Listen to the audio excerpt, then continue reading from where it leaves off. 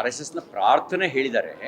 ನಮಸ್ತೆ ಸದಾ ವತ್ಸಲೆ ಮಾತೃಭೂಮೆ ತ್ವಯಾ ಹಿಂದೂ ಭೂಮೆ ಸುಖಂ ವರ್ಧಿತೋಹಂ ಮಹಾಮಂಗಲೆ, ಅದನ್ನು ಪ್ರಾರ್ಥನೆ ಹೇಳಿದ್ದಾರೆ, ಪ್ರಾರ್ಥನೆ ಸಾಲುಗಳನ್ನು.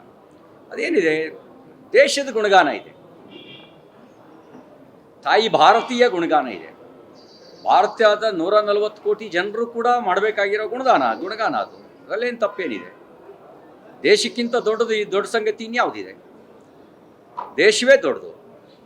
ದೇಶಕ್ಕಿಂತ ಜಾತಿನೂ ದೊಡ್ಡದಲ್ಲ, ದೇಶಕ್ಕಿಂತ ನಮ್ಮ ಪಕ್ಷವೂ ದೊಡ್ಡದಲ್ಲ, ದೇಶಕ್ಕಿಂತ ನಾವು ದೊಡ್ಡವರಲ್ಲ. ದೇಶವೇ ನಮ್ಮೆಲ್ಲವನ್ನು ಮೀರಿದ್ದು. ಆ ದೇಶಕ್ಕಾಗಿಯೇ ಪ್ರತಿಯೊಂದು ರಾಜಕೀಯ ಪಕ್ಷವೂ ಕೆಲಸ ಮಾಡಿದ್ರೆ ದೇಶ ಸುಭಿಕ್ಷವಾಗುತ್ತೆ, ದೇಶ ವಿಶ್ವಗುರುವಾಗುತ್ತೆ. 100ಕ್ಕೆ 100ರಷ್ಟು ಆರ್ ಎಸ್ ಎಸ್ನಲ್ಲಿ ಎಲ್ಲವೂ ಒಳ್ಳೆಯದಿದೆ. ಆರ್ ಎಸ್ ಎಸ್ಸು ರಾಷ್ಟ್ರಭಕ್ತಿಯ ಸಂಸ್ಕಾರವನ್ನು ಕೊಡುತ್ತೆ. ಅದ್ರ ಜೊತೆಗೆ ರಾಷ್ಟ್ರ ಸರ್ವೋಪರಿ ಅಂಥೇಳಿ ಭಾವಿಸಬೇಕು ಅಂತ ಹೇಳುತ್ತೆ.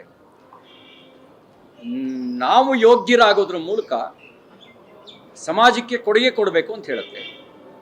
ಅದನ್ನು ಸ್ವೀಕಾರ ಮಾಡೋದು ಎಲ್ಲರೂ ಸ್ವೀಕಾರ ಮಾಡಬೇಕು. ಒಳ್ಳೇದು ಯಾರಿಗೆ ಬೇಡ?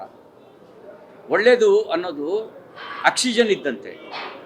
ಆಕ್ಸಿಜನ್ ಕಡಿಮೆ ಆದಷ್ಟು ಆರೋಗ್ಯ ಕೆಡುತ್ತೆ. ಆಕ್ಸಿಜನ್ ಚೆನ್ನಾಗಿದ್ದರೆ ನಿರಾಳವಾಗಿ ಎಲ್ಲರೂ ಉಸಿರಾಡ್ಬೋದು. ಕೆ ಸಿ ಅವ್ರನ್ನ ನನಗೂ ಅರ್ಥ ಮಾಡ್ಕೊಳ್ಳೋಕ್ಕೆ ಸಾಧ್ಯ ಆಗಿಲ್ಲ. ಅವರು ನಾನು ಸ್ವಯಂ ಸೇವಕ ಆಗಿದ್ದೆ, ಸಾಕಿಗೆ ಹೋಗ್ತಿದ್ದೆ ಅಂತಲೂ ಹೇಳ್ತಾರೆ. ಸ್ವಯಂ ಸೇವಕ ಒನ್ಸೆ ಸ್ವಯಂ ಸೇವಕ ಆಲ್ವೇಸ್ ಸ್ವಯಂ ಸೇವಕ. ಒಮ್ಮೆ ಶಾಖೆಗೆ ಬಂದರೆ ಸ್ವಯಂ ಸೇವಕ ಆಗಿಬಿಡ್ಬೋದು. ಆದರೆ ಸ್ವಯಂ ಸೇವಕತ್ವ ಅದು ಕೇವಲ ಶಾಖೆಗೆ ಬರೋದ್ರಿಂದ ಅಥವಾ ಒಂದಿನ ಶಾಖೆಗೆ ಹೋಗಿದ್ದರಿಂದ ಪ್ರಾರ್ಥನೆಯ ಸಾಲುಗಳು ಹೇಳಿದ್ರಿಂದ ಬರಲ್ಲ. ಅದು ನಿರಂತರವಾಗಿ ನಮ್ಮನ್ನು ನಾವು ಸಂಸ್ಕಾರಕ್ಕೆ ಒಳಪಡಿಸ್ಕೊಂಡು ನಿಸ್ವಾರ್ಥಿಯಾಗಿ ಬದುಕಬೇಕಾಗತ್ತೆ. ಅದು ಕಷ್ಟ ಸಾಧ್ಯದ್ದು. ಆ ರೀತಿ ಕೆಲವರು ಮಾತ್ರ ಆ ಒಂದು ಸಾಧಿಸಿದ್ದಾರೆ. ಸ್ವಯಂ ಸೇವಕತ್ವ ಬೇರೆ, ಸ್ವಯಂ ಸೇವಕ ಬೇರೆ. ಸ್ವಯಂ ಸೇವಕರೆಲ್ಲರೂ ಸ್ವಯಂ ಸೇವಕತ್ವವನ್ನೇ ಒಳಗೊಂಡಿರ್ತಾರೆ ಅಂತಿಲ್ಲ. ನಾನು ಡಿ ಕೆ ಶಿವಕುಮಾರ್ ಅವರು KPCC ಅಧ್ಯಕ್ಷರಾಗಿದ್ದರು, ಉಪಮುಖ್ಯಮಂತ್ರಿ ಆಗಿರಲಿಲ್ಲ. ಕಾಂಗ್ರೆಸ್ ಅಪೋಸಿಷನ್ ಪಾರ್ಟಿಲಿತ್ತು. ಆಗ ಆಟೋದಲ್ಲಿ ಕುಕ್ಕರ್ ಬಾಂಬ್ ತಗೊಂಡು ಹೋಗ್ತಾ ಬ್ಲಾಸ್ಟ್ ಆಯಿತು. ಆ ಬ್ಲಾಸ್ಟ್ ಆದ ಸಂದರ್ಭದಲ್ಲಿ ಅವರು ಕೊಟ್ಟ ಹೇಳಿಕೆ, they are all our brothers, ಇದೆಲ್ಲ BJP ಅವ್ರದ್ದು ನಾಟಕ, ಇದೆಲ್ಲ ಆಟ ಅಂದರು. ಸ್ವಯಂ ಸೇವಕರು, ಸ್ವಯಂ ಸೇವಕತ್ವ ಇರೋ ಸ್ವಯಂ ಸೇವಕರು ಬಾಂಬ್ ಬಿಟ್ಟವನ್ನ ಬ್ರದರ್ಸ್ ಅಂತ ಕರೆಯಲ್ಲ. ದೇಶಕ್ಕೆ ದುಶ್ಮನ್ ಇರೋನು ನನಗೂ ದುಶ್ಮನ್ ಆಗ್ತಾನೆ. ಶಾಲೆಗೆ ಬಾಂಬ್ ಬಿಡೋಕೆ ಬಂದವನು, ಧರ್ಮಸ್ಥಳಕ್ಕೆ ಬಾಂಬ್ ಬಿಡಬೇಕು ಅಂತ ಹೊರಟವನು ಬಾಯಿ ಆಗಕ್ಕೆ ಹೇಗೆ ಸಾಧ್ಯ? ಅವನು ದುಶ್ಮನ್. ಹಾಗಾಗಿ ಅವ್ರ ಲೆಕ್ಕಾಚಾರ ಎಲ್ಲ ಸಂದರ್ಭದಲ್ಲೂ ಒಂದೇ ಥರ ಇರಲ್ಲ. ನಾವು ಅವ್ರನ್ನ ಬನ್ನಿ ಅಂತ ಕರೆದೂ ಇಲ್ಲ, ಅವರು ಬರ್ತೀವಿ ಅಂತ ಹೇಳೂ ಇಲ್ಲ. ನಾನು ಹೇಳ್ತಾ ಇರೋದು ಸ್ವಯಂ ಸೇವಕ ಮತ್ತು ಸ್ವಯಂ ಸೇವಕತ್ವದ ಬಗ್ಗೆ ಮಾತ್ರ. ಈಗ ನಾನು ಹೇಳಿದ್ನಲ್ಲ, ತನಿಖೆ ನಿಷ್ಪಕ್ಷಪಾತವಾಗಿ ಪಾರದರ್ಶಕವಾಗಿ ನಡೀಲಿ ತನಿಖೆ. ಈಗ ಅವನು 17 ಕಡೆಗೆ ಆಗದ್ನಲ್ಲ, ಅದ್ರಲ್ಲಿ ಏನೂ ಸಿಗಲಿಲ್ಲ ಅಂದಾಗ ದಿಕ್ ತಪ್ಪಿಸಿರೋದು ಯಾರು, ಸುಳ್ಳು ಹೇಳಿರೋದು ಯಾರು, ಅಪಪ್ರಚಾರ ಮಾಡಿರೋದು ಯಾರು, ಇದು ಮೇಲ್ನೋಟಕ್ಕೆ ಸ್ಪಷ್ಟ ಆಗುತ್ತೆ. ಈಗಲೂ ಪ್ರಗತಿ ಪರರು ಅಂತ ಹೇಳ್ಕೊಳ್ಳೋರ ಹತ್ರ ಸಾಕ್ಷಿಗಳಿದ್ದರೆ SIT ತಲುಪಿಸ್ಲಿ. ಅವರಿಗೆ ಅವ್ರ ಪ್ರಗತಿ ಪರರು ಅಂತ ಟೈಟ್ಲ್ ಯಾರು ಕೊಟ್ಟವರು? ಯಾರು ಟೈಟ್ಲ್ ಕೊಟ್ಟವರು? ಅಲ್ಲ, ಏನು ಹೇಳಿಲ್ಲ, ಅವ್ರಿಗೆ ಯಾರು ಟೈಟ್ಲ್ ಕೊಟ್ಟವರು? ಎರಡನೇದು, ಅಪಪ್ರಚಾರ ಮಾಡುವ ಅಧಿಕಾರ ಅವ್ರಿಗೆ ಯಾರು ಕೊಟ್ಟಿಲ್ಲ. ಧರ್ಮಸ್ಥಳದ ಬಗ್ಗೆ, ಧರ್ಮಾಧಿಕಾರಿಗಳ ಕುಟುಂಬದ ಬಗ್ಗೆ ಅಪಪ್ರಚಾರ ಮಾಡುವ, ಅವಹೇಳನ ಮಾಡುವಂಥ ಅಧಿಕಾರನ ಯಾರೂ ಅವರಿಗೆ ಕೊಟ್ಟಿಲ್ಲ. ಯಾರ ಕೊಟ್ಟಿದ್ದಾರಾ? ಯಾರೂ ಕೊಟ್ಟಿಲ್ಲ. ಈ ನೆಲದ ಕಾನೂನು ಅವರಿಗೂ ಅಪ್ಲೈ ಆಗುತ್ತೆ.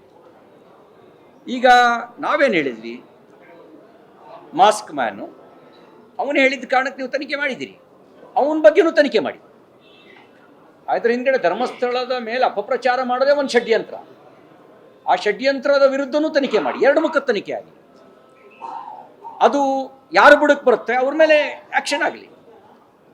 ಈಗ ಕೊಲೆ, ಅತ್ಯಾಚಾರ ಅದು ಯಾರು ಬುಡಕ್ಕೆ ಬಂದರೂ ಅವ್ರ ಮೇಲೂ ಆ್ಯಕ್ಷನ್ ಆಗಬೇಕು. ಹಾಗೆಯೇ ಅಪಪ್ರಚಾರ, ಅವಹೇಳನ ಯಾರು ಬುಡಕ್ಕೆ ಬಂದರೂ ಅವ್ರ ಮೇಲೂ ಆ್ಯಕ್ಷನ್ ಆಗಬೇಕು. ಏನು ಅವರೇನು ಎಬೋದ ಕಾನ್ಸ್ಟಿಟ್ಯೂಷನಾ, ಎಬೋದ ಲಾನಾ? ಕಾನೂನಿಗಿಂತ ಮಿಗಿಲಾದವ್ರ? ಅವ್ರ ಮೇಲೆ ಆ್ಯಕ್ಷನ್ ಆಗಬಾರ್ದಾ? ಆಗಲಿ ಆ್ಯಕ್ಷನು.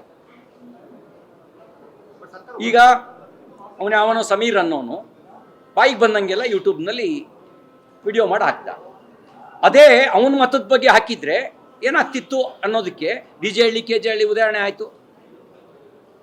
85% ಇರೋ ಹಿಂದೂಗಳು ಅದೇ ರೀತಿ ನಾವು ಮಾಡಬೇಕು ಅಂತ ಹೊರಟ್ರೆ ಗತಿ ಏನಾಗ್ತಿತ್ತು? ಸಮೀರ್ ಉಳ್ಕೋತಿದ್ನಾ? ಅವನ ಮನೆ ಉಳಿತಿತ್ತ? ಯಾಕೆಂದ್ರೆ ಅವರು ಅಖಂಡ ಶ್ರೀನಿವಾಸ ಮೂರ್ತಿ MLA ಮನೆಗೆ ಬೆಂಕಿ ಹಾಕಿದ್ರು, ಪೊಲೀಸ್ ಸ್ಟೇಷನಿಗೆ ಬೆಂಕಿ ಹಾಕಿದ್ರು. ಅಷ್ಟೇ ಆಕ್ರೋಶ ಭರಿತರಾಗಿ ಕಾನೂನು ಕೈಗೆ ತಗೊಂಡ್ರೆ ಅವನು ಉಳಿಯಕ್ಕೆ ಸಾಧ್ಯ ಇತ್ತಾ? ಆ ಅಯೋಗ್ಯರು ಫಸ್ಟ್ ಉಂಡಿಗೆ ಹಾಕ್ಲಿ ದುಡ್ಡು. ಭಕ್ತಿ ಯಾರ ಭಕ್ತರಿದ್ದಾರೆ ಅವ್ರಿಗೆ ಮಾತ್ರ ಅಧಿಕಾರ ಇದೆ, ದೇವ್ರನ್ನೇ ನಂಬದೇ ಇರುವಂಥ ಅಯೋಗ್ಯರಿಗೆ ಅಧಿಕಾರ ಇಲ್ಲ. ನೋಡಿ, ನಾವು ತನಿಖೆಯಲ್ಲಿ ಮಧ್ಯಪ್ರವೇಶ ಮಾಡಲ್ಲ. ತನಿಖೆ ಪ್ರಾಮಾಣಿಕವಾಗಿ ಪಾರದರ್ಶಕವಾಗಿ ಆಗಲಿ ಅಂತ ಅಷ್ಟೇ ಹೇಳ್ತೀವಿ. ತನಿಖೆ ಏಕಪಕ್ಷೀಯವಾಗಿ ಆಗಬಾರ್ದು, ಬಹುಮುಖದಲ್ಲಾಗಲಿ ಅಂತ ನಮ್ಮ ಆಗ್ರಹ ಇದೆ. ಅದನ್ನೇ ನಾವು ಹೇಳ್ತಾ ಇದ್ದೀವಿ. ಇನ್ನೊಂದು, ತನಿಖೆಗೆ ಮುಂಚೆನೇ ಯಾರನ್ನಾರು ಅಪರಾಧಿ ಪಟ್ಟ ಕಟ್ಟುವಂಥ ಅಧಿಕಾರ ಯಾರಿಗೂ ಕೊಟ್ಟಿಲ್ಲ. ಸುಳ್ಳು ನೆರೆಟಿವ್ ಸೃಷ್ಟಿ ಮಾಡುವ ಅಧಿಕಾರವನ್ನು ಕೂಡ ಕೊಟ್ಟಿಲ್ಲ. ನೆರೆಟಿವ್ ಸೃಷ್ಟಿ ಮಾಡಿರೋರ ಮೇಲೆ ಆ್ಯಕ್ಷನ್ ಆಗಬೇಕಾ ಬೇಡವೋ? ಆಗಲಿ ಆ್ಯಕ್ಷನ್.